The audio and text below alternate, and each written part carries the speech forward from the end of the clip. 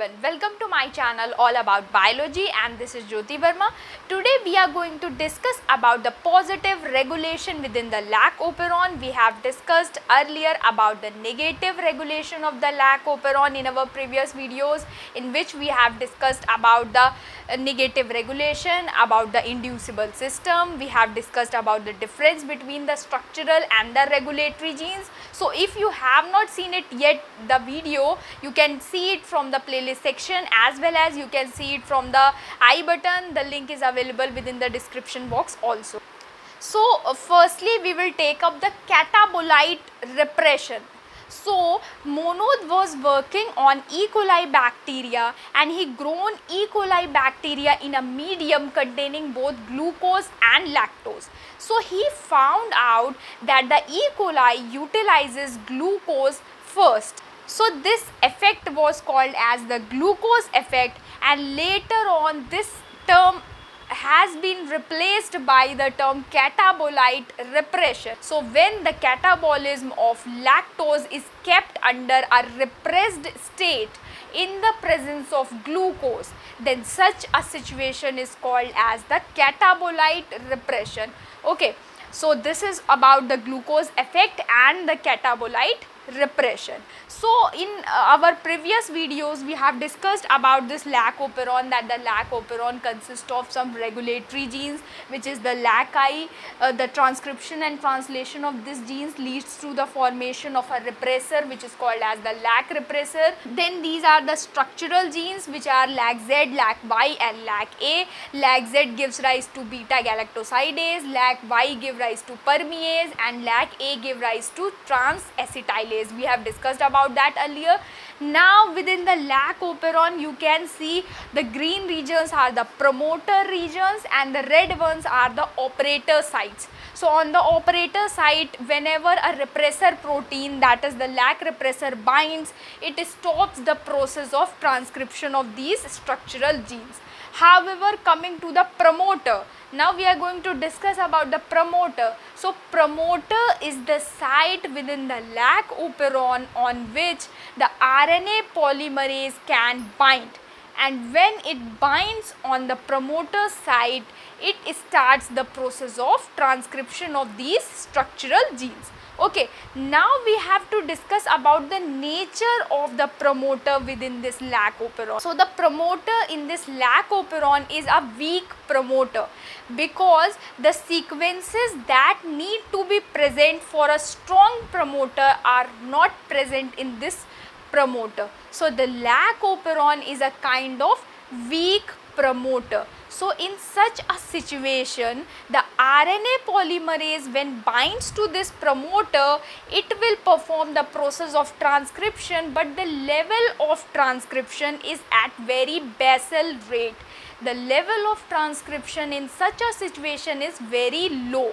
So in such a situation, it needs a kind of enhancer or an activator, so that the process of transcription can lead to a faster way. So within the promoter region, there is a site which is called as the cap binding site. The full form of cap is catabolite activator protein. Okay, so cap binding site is there near to the promoter, and this cap binding site needs an activator as well as a co-activator.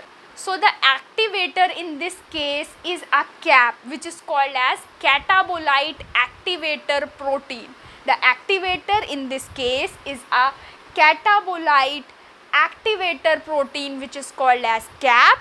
It is also called as CAMP receptor protein, which is CRP. Okay, so the activator protein in this case is called as a cap, which is catabolite activator protein, or it is also called as CAMP receptor protein, which is CRP.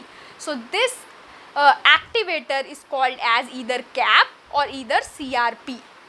Now this activator, for getting to be activated, needs a co-activator, and the co-activator in this case is CAMP, which is called as cyclic AMP.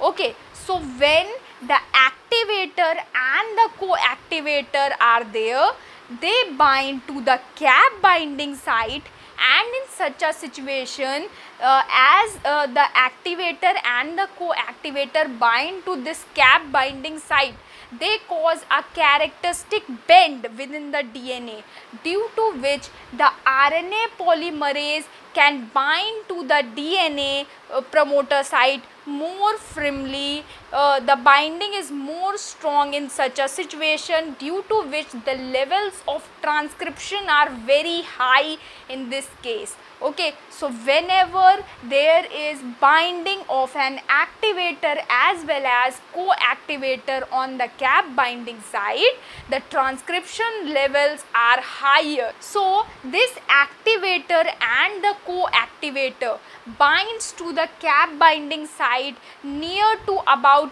22 base pair region, which consists of a characteristic consensus sequence, which is TGTGA. Okay, so the CAP as well as the co-activator binds to this cap binding site.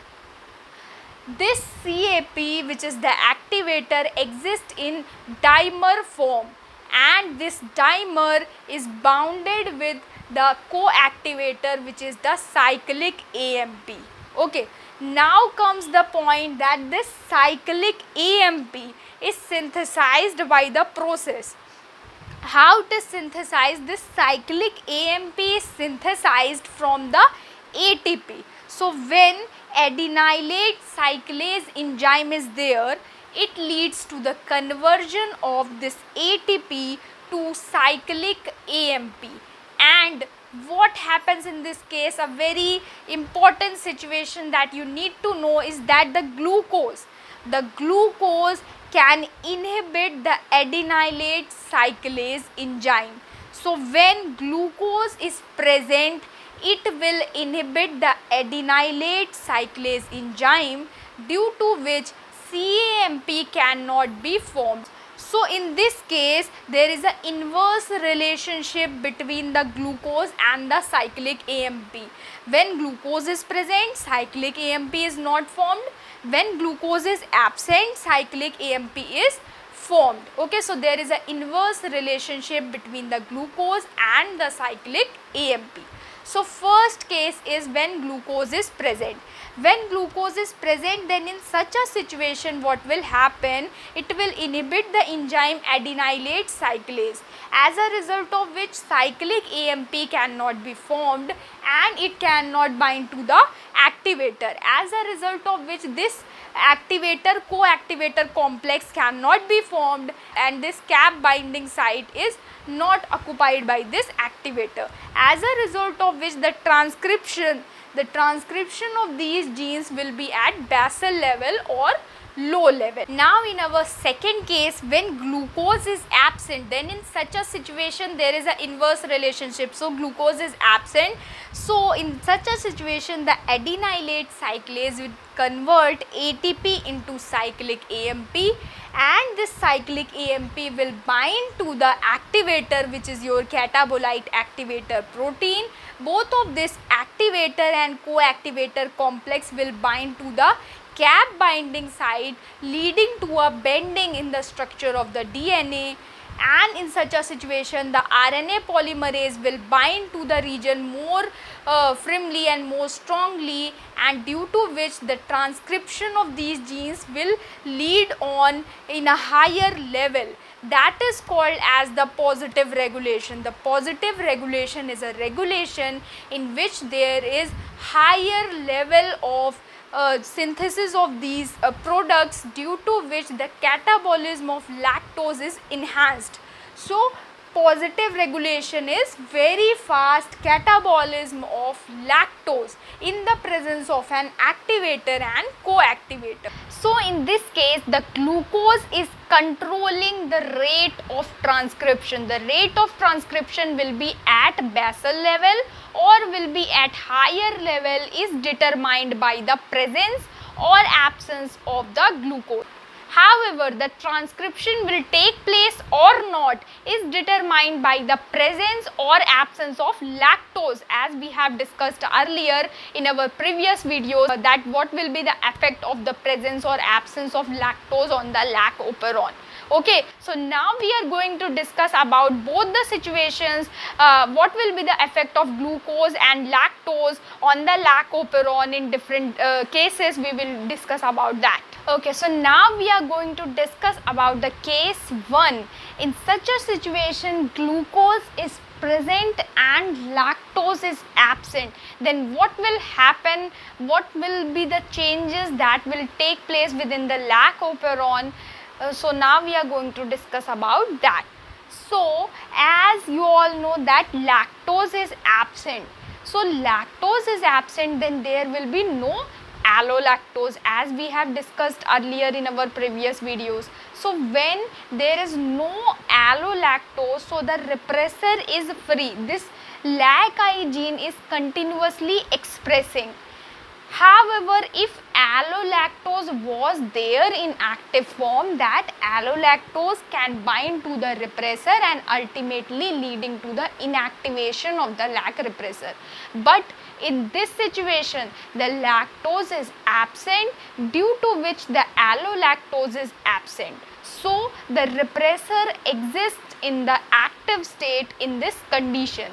Now this active repressor goes and it can bind to the operator site, leading to the formation of a repression loop, due to which the RNA polymerase cannot bind to the promoter site, and ultimately the transcription of these structural genes will not take place. So such type of regulation is called as a negative regulation, in which due to the presence of an active repressor, the transcription of the structural genes is not taking place. Okay. So this is your negative regulation. Next, coming to glucose, as we have discussed earlier that there is an inverse relationship between the glucose and the cyclic AMP. So when glucose is present, cyclic AMP will not be there, because glucose is inhibiting the enzyme adenylate cyclase that is responsible for the synthesis of cyclic AMP. So glucose is there, so it is inhibiting the enzyme adenylate cyclase, that's why cyclic AMP is not formed here. And when cyclic AMP is not formed, so it cannot activate the activator, it cannot form the activator coactivator complex that can increase the level of transcription. First of all, the transcription is not happening here because the lactose is absent. So the rate of transcription can have increased. E. coli will utilize this glucose as a source of energy by different metabolic pathways other than the lac operon. Okay, so this is your case 1. So now we are going to discuss about the second case. In the second case, the glucose is absent and the lactose is present. So what will happen in such a situation? We are going to discuss about that. So when lactose is present, as we have discussed earlier in our previous videos, that when lactose is present, it gets broken down into glucose and galactose. However, due to some cases, it also gets broken down and form allolactose. So as the lactose is present, the allolactose will also be present, because the allolactose is formed from the lactose. Now this allolactose is an inducer and it can bind to the active LAC repressor. When this allolactose binds to the active LAC repressor, it makes it inactive, due to which it cannot go and bind to the operator site. So in this case, the LAC repressor is inactive. Now coming to glucose, as we know that glucose is absent, so there will be an inverse relationship. Glucose is absent, so CAMP will be there, because glucose is not there to inhibit the enzyme adenylate cyclase. So CAMP will be there. Now this CAMP will bind with the activator, that is your CAP or CRP, which is also called as catabolite activator protein or cyclic AMP receptor protein. So the CAMP is available here. It will bind to the CAP or CRP protein, and ultimately this activator and co-activator complex will go and bind to the CAP site. Now what will happen, as this activator and co-activator complex will bind to the CAP site, it will ultimately lead to the bending of the DNA in such an angle due to which the RNA polymerase is able to bind more strongly to the promoter region, and when this binding takes place properly, the RNA polymerase will transcribe these genes, and the rate of transcription in this case is higher than the basal level of transcription. So when the glucose is absent and the lactose is present, then in such a situation the rate of transcription will take place at a higher rate, because the CAMP is available here and it will bind with the activator, leading to the increased rate of transcription. And this type of control is called as the positive control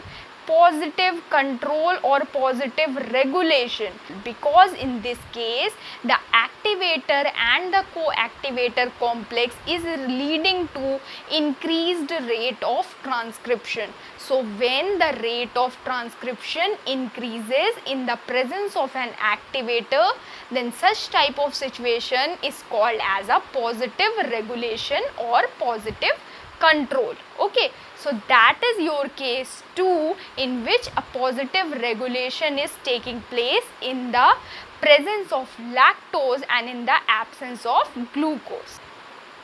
Okay, so now we are going to discuss about the case 3. The case 3 is when glucose is present and when lactose is present. So as we have discussed earlier that when both glucose and lactose are present in the medium, then in such a situation E. coli will utilize glucose first, because glucose is easily utilized as a source of energy by the E. coli.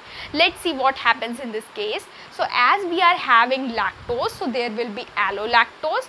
This allolactose acts as an inducer and it will bind to the repressor, making it inactive, due to which the promoter site is free, on which the RNA polymerase can bind and can start the process of transcription. Let's see over other side. As the glucose is present and the CAMP will be absent, because there is an inverse relationship between them. So glucose will inhibit the enzyme adenylate cyclase that is responsible for the synthesis of CAMP. So CAMP will not be formed, it cannot bind to the CAP protein, due to which the CAP binding site is free, and in such a situation the transcription that is taking place by the RNA polymerase will be at basal level. So there is basal level of transcription, which is a very low level of transcription that is taking place according to the promoter strength.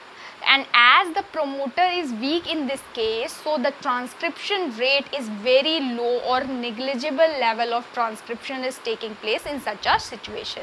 Now when both glucose and lactose are present in the medium, then in such a case when we plot a graph of the growth of E. coli in relation to time, then we can see two higher curves in this case that indicates a higher exponential growth. So in this case the growth is called as a dioxic growth when E. coli is growing in a medium containing both glucose and lactose.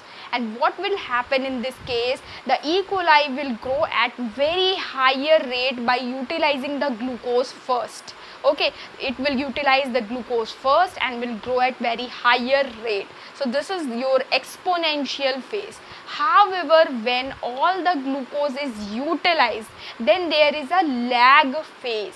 After that, some of the enzymes, it takes some of the time to the lac operon to get active activated, and then there is higher rate of growth of the E. coli by utilizing the lactose. So when E. coli is growing in a medium containing both glucose and lactose, then in such a situation E. coli will utilize glucose more preferably and will grow at higher levels. It will show a exponential phase and grow very rapidly. In such a situation, there is basal level of transcription also happening, which is very low level of transcription or regarded as negligible level of transcription, because it is happening very slowly according to the strength of promoter. Now, as all the glucose is used up, then in such a situation there will be a kind of lag phase. In the lag phase, it takes some time for the enzymes and the substances to get activated so that the lac operon gets activated in this case. So first of all, what is happening here, the glucose is going to be utilized. In such a situation, there is basal level of transcription. After that, when all the glucose has been used up, then in such a situation glucose is absent. Now what will happen, the CAMP will be there. So CAMP will bind to the cap protein and ultimately they will bind to the cap binding site, leading to an enhanced level of transcription. That's why you can see this exponential growth after the lag phase, because in this case all the glucose has been used up, due to which the CAMP is formed, and as the CAMP is formed, it gets binded to the cap binding site and ultimately the rate of transcription is enhanced in this case. That's why when both of the substances are present, you will be able to see a kind of diauxic growth in this case. Okay, so now we are going to discuss about the case 4, that is when glucose is absent as well as the lactose is absent. Then in such a situation, what will happen, we are going to discuss about that. So when lactose is absent, there will be no allolactose. So the repressor is in active state. The repressor goes and it binds to the operator site, ultimately forming a kind of repression loop. So RNA polymerase cannot bind to this promoter site properly. And as glucose is absent, so CAMP will be present, and that CAMP will bind to the cap protein and ultimately that CAMP and cap complex goes and bind to the cap binding site. However, as the repressor has been bound to the operator site, so there will be no transcription in this case. Okay, so that is your case 4, in which the glucose is absent as well as the lactose is absent. So in such a situation, the repressor is bound to the operator site as well as the activator has been bound to the cap binding site. But as the repressor has been bounded to it, it has formed a kind of repression loop. So ultimately the transcription will not take place at all in this case. So that is all about the positive regulation within the lac operon. If you like the video, just subscribe to my channel for further updates. Thank you so much.